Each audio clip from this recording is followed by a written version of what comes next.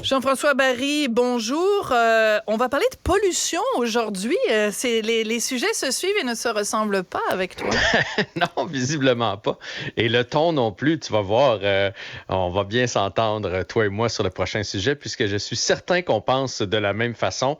On a tous un peu cette vision, parce qu'on nous a expliqué, surtout cet été avec les feux de forêt, que plus ça brûle, moins on a d'arbres, plus ça va brûler, plus ça va devenir chaud, plus il y a d'arbres qui vont brûler. Puis les arbres, on sait, c'est les poumons de la planète. Donc, il faut faire quelque chose. Et puis là, on se dit, bon, ben, on va tout à un moment donné mourir de chaleur. Qu'est-ce qui va arriver? Moi, je suis de ceux qui pensent qu'à un moment donné, l'humain va trouver une solution ou la planète va tout simplement se nettoyer d'elle-même. Et dans les solutions, Ouais, je t'ai vu rire, mais tu penses pas qu'à un moment donné, un peu comme les dinosaures, à un moment donné, la planète a fait « OK, c'est assez », puis il est arrivé quelque chose, puis les dinosaures sont disparus.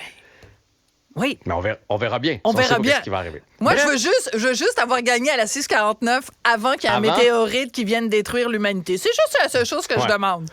Mais une fois que ce sera détruit, tu feras pas grand-chose avec ton argent, remarque bien.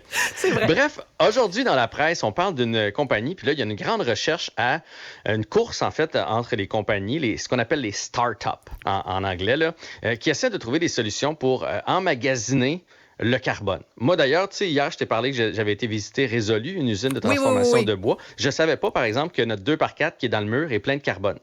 Que tant qu'on le brûle pas, le bois conserve son carbone. Bon, fait que bref, il y a moyen de prendre le carbone dans l'air puis de l'emmagasiner. Et eux autres, ils ont réussi à le faire. Dans le fond, ils prennent le carbone et ils le transforment en béton. Donc, ils vont construire des viaducs, des choses comme ça avec le béton. Et le carbone va être à tout jamais dans le béton. Donc, ils vont aider à dépolluer l'atmosphère. Comme ce qui est emprisonné dans le béton. Mais un peu comme quand on passe un filet à papillons, là, puis qu'on ramasse une coupe de papillons. Mais là, c'est le carbone qu'on prend. Puis là, on met le carbone dans le béton, puis il est emmagasiné là. Donc, ça va aider à dépolluer notre planète. Je trouvais ça fantastique. Et là, plus je lisais, plus je me suis dit, mais c'est donc vrai. Parce que là, il y a les gens qui sont un peu plus écologistes qui font « Oh, attention. C'est une moyenne bonne nouvelle. » Parce que là, on est rendu avec 2 usines comme ça. Moyenne bonne nouvelle parce qu'à partir du moment où on va dire aux gens « Hey, on a peut-être trouvé la solution. On a peut-être trouvé la solution pour faire en sorte qu'on enlève des gaz à effet de serre dans l'atmosphère. » Mais qu'est-ce qu'ils vont faire, les gens? Bien, ils vont tout lâcher ce qu'on est en train de faire présentement de verre. Ben oui, parce qu'à partir du moment où on nous dit ce que vous avez, il y a une solution, puis vous n'avez pas besoin de vous serrer la ceinture, vous n'avez pas besoin de faire des efforts, ben les gens vont slacker, comme on dit en bon québécois. Exact. Et ce qui explique, c'est qu'il faut faire attention, il faut baisser nos gaz à effet de serre et il faut trouver des solutions pour en enlever parce qu'il y en a déjà trop. Fait que un va aller avec l'autre. Mais les autres, ce qu'ils ont peur, c'est que les gouvernements, les grandes compagnies, les gens riches et monsieur, madame, tout le monde se disent il y a une solution maintenant, on n'a plus besoin. Pour moi, c'est l'équivalent de la pilule pour le cholestérol. Tu sais combien de gens font « Mon cholestérol est bien beau. » On a déjà parlé, toi et moi, de ça. Il n'est pas bien beau. Il n'est pas bien beau, ton cholestérol. C'est parce que tu prends une pilule. Tu sais, la vraie belle solution, ce serait de faire attention à ce que tu manges. Bref, fait que c'est quand même inquiétant de penser que la nature humaine est faite comme ça, que si on trouve une solution facile, on va abandonner le reste. Et quand on parle des personnes bien nantis, parce que ça, c'est l'autre enjeu. Ça coûte énormément cher, évidemment, prendre...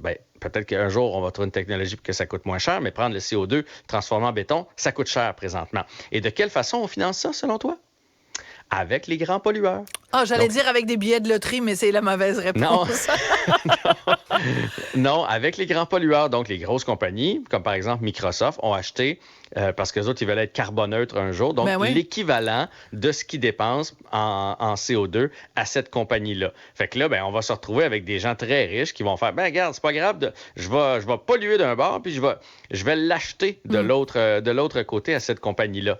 Fait que ça, c'est l'autre enjeu. Puis c'est drôle parce que 2 pages avant, on parlait des grands milliardaires de la planète qui utilisent leur jet privé pour tout et pour rien. Ben oui. C'est ça. Mais surtout pour nous faire la leçon, là, c'est arrivé récemment, c'est une comédienne française qui était très, très, très impliquée dans l'environnement. Puis là, des journalistes ont sorti le nombre de déplacements en avion qu'elle avait fait justement pour aller prêcher la bonne nouvelle de l'éco-anxiété à travers la planète. Puis c'était complètement délirant, là. Mais ça, Sophie, je serais curieux de voir le nombre de personnes qui se disent écologiques, puis qui, mettons, ils ont une voiture électrique, mais qui font 12 voyages par année. Là. À un moment donné, les bottines qui suivent les babines, là, non, l'inverse. Les babines, non. Les bottines il faut que les bottines suivent les babines. Je suis comme toi, je me trompe tout le temps avec cette expression-là. C'est pour ça que je l'utilise jamais, parce que... Mais, il n'y en a pas beaucoup qui le font pour you have vrai. to walk the walk and talk the talk. Mais, donc, c'est tellement plus simple en anglais. Mais moi, j'ai trouvé la solution à ça. C'est vrai? Je ne fais jamais la morale aux autres en termes d'écologie. Comme ça, jamais personne peut venir me reprocher, dire « Sophie, tu prêches pour une paroisse, puis en fait, tu pratiques toi-même. » Moi, je le dis haut et fort. Oui, je voyage beaucoup. Oui, je prends beaucoup l'avion. La moitié de ma famille, il y en a une partie en Australie, il y en a une partie en France, il y en a une partie à San Francisco, il y en a une partie à New York, il y en a une partie à Toronto. Qu'est-ce que tu veux? Sinon, si mais là, on s'entendrait pas, toi et moi, parce que moi, je suis plutôt tranchant là-dedans. Moi, je serais pour une espèce de billet qui nous donne droit pas de moratoire, à, mettons, 2 voyages par année. Hey, es-tu fou, Jean-François Barry? Mais je suis vraiment... je veux dire, est-ce qu'on veut faire des efforts ou on veut pas faire des efforts? À un moment donné... On dit qu'on veut faire des efforts, mais personne n'en fait. Moi, je serais d'accord pour que les individus fassent des gros efforts le jour où toutes les grosses entreprises qui pètent plus haut que le trou en nous disant qu'elles sont vertes, où elles vont vraiment faire des efforts. Parce que moi, entre moi, avec mon petit sac de compost que je vais porter, puis qui pue, puis qui dégouline de partout, puis que je vais porter dans le gros bac à compost, et la grosse entreprise polluante qui se fout complètement de notre gueule, ben j'aimerais ça qu'elle commence, puis après, vous allez venir me parler. Puis même le gouvernement, là, t'as des bureaux gouvernementaux, les lumières sont ouvertes, tu sais, 24 heures par jour. Bon, ben, qui commencent donc par les faire, eux, éteindre leur lumière avant de nous dire, comme Fitzgibbon a fait à un moment donné en disant, hey, l'austérité écologique. Hey, éteins-les tes lumières d'abord, chose. Mais moi, je suis tout d'accord avec ça, mais moi, je suis très, très tranchant là-dedans. Tu sais, je serais pour qu'on réglemente. Comment ça se fait qu'il y a encore des petits pots de yogourt sur les tablettes d'épicerie? Ça se recycle pas. Pourquoi qu'il n'y a pas juste des gros pots? Les gros pots on peut les recycler, on peut donner une deuxième vie. Donc, pourquoi que ça existe encore? C'est pas compliqué de prendre le gros pot de yogourt puis de le transférer dans tes petits pots de yogourt pour vos lunchs. Les petits pots, petits pots, ça s'en va direct à la poubelle. Ils font rien avec ça. Mais les petits pots en verre, moi, j'achète les petits pots en verre.